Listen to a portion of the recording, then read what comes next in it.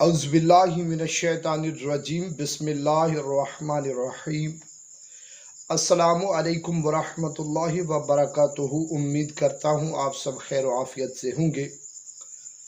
आज एक और नए वजीफ़े के साथ सैयद सदरुद्दीन हाज़िर खिदमत है।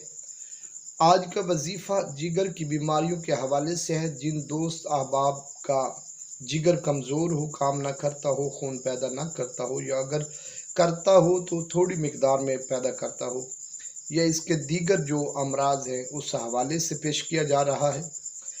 वजीफ़ा पेश करने से पहले छोटी सी गुजारिश है कि वीडियो को एंड तक लाजमी देखिएगा, स्किप मत कीजिएगा।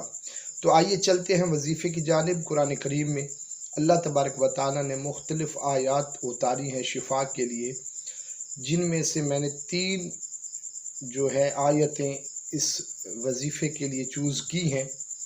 आइए ये तीनों आयतें समात फरमाइए। बिस्मिल्लाहिर्रहमानिर्रहीम। यखरुजु मिन बुतूनिहा शराबुम मुख्तलिफून अलवानुहु फीही शिफाउल लिन्नास। बिस्मिल्लाहिर्रहमानिर्रहीम। व इज़ा मरिदतु फहुवा यशफीन। आयत नंबर 3। बिस्मिल्लाहिर्रहमानिर्रहीम। वक़ुल हुवा लिल्लज़ीना आमनू हुदम व शिफा।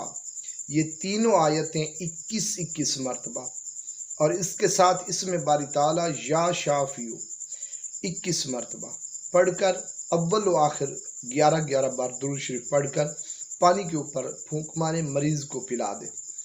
21-21 रोज़ के 2 अमल आपने करने हैं।